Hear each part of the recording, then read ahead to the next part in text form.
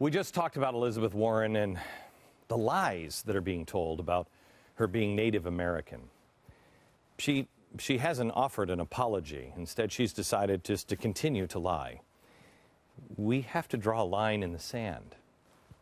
The lies that she's now telling are, honestly, they're insulting to anybody who has ever fought for civil rights.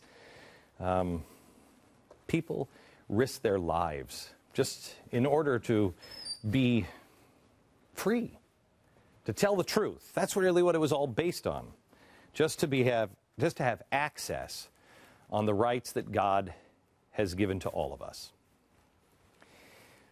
Apparently, now it's just about the number of lunch activities, and lunch invites that you get, or if you can be elected to high office.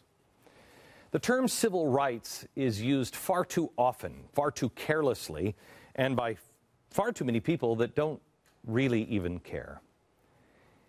I think this is happening. We're allowing it to happen because, quite honestly, we're not telling the stories of real courage and real struggle anymore. And even when you do read them, they aren't always the truth. This is actually a first edition copy of Up From Slavery, the story of Booker T. Washington. I hadn't read it until recently, and I was lucky enough to be able to read a first edition copy. Raj Nair, who works for GBTV, we were having lunch the other day, and I said, "Have you read this? This is one of the most incredible things." And I said, "I tell you, by the time we have lunch next time, get this book and read it." Well, he went to the bookstore, and he got a copy in the bookstore.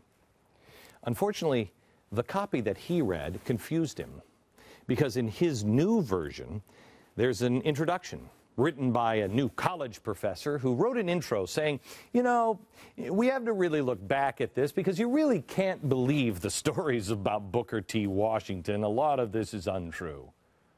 Really? Nobody at the time thought it was untrue. We're losing true stories, the true stories in our own history about what civil rights really mean and the sacrifice that it takes. That's the focus tonight of The Oval. In 3, 2.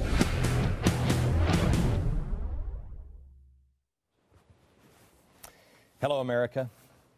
These days, America is hearing an awful lot about civil rights, and I believe deeply that we must always make sure that we as individuals and as a nation are protecting the civil rights of all of our citizens. After all, didn't we affirm this? This is our purpose, isn't it? The Declaration of Independence, all men are created equal and endowed by not their government, but by their Creator with certain unalienable rights. These words can only mean one thing. God endows man with rights. Therefore, it is the duty of every citizen, and indeed this country, to defend those rights for her citizens and all men. Today, I cast my eyes a century back to the struggle for civil rights. I can look at those chapters of America's history and see what it's trying to teach us. I look for heroes, people whose example can inspire us. Somebody that can give us hope, who lived through a very dark time and lasted for a better tomorrow. You don't really have to look far. There are heroes everywhere and dark times in American history. Booker T. Washington is the hero I want to talk to you about tonight. He was born in 1856. He was the son of a slave woman named James. His father was a white plantation owner. Booker T. Washington began at the lowest rung of the ladder in America and in American history, but he rose up quickly. He climbed every ladder rung. By his own efforts, he became America's premier voice for full civil rights in his time. He founded the Tuskegee Institute. He was a champion for the legal challenges to Jim Crow. He attracted the financial support of John Rockefeller, Julius Rosenwald, and others. He did these things so Southern blacks could build good schools. He was an advisor to presidents, and they listened to his advice. And over the course of his lifetime, he planted the seeds that became the civil rights movement that really we know in our lifetime as Martin Luther King Jr. Booker T. Washington was a giant, and he taught us important lessons about what civil rights really are and what they mean. Booker T. Washington understood the realities of his time. He knew there were bigots and racists all over America in the South and the North, just as there are today. But he wasn't naive. He knew that the fight for equality would take generations. There were 4 things that he focused on.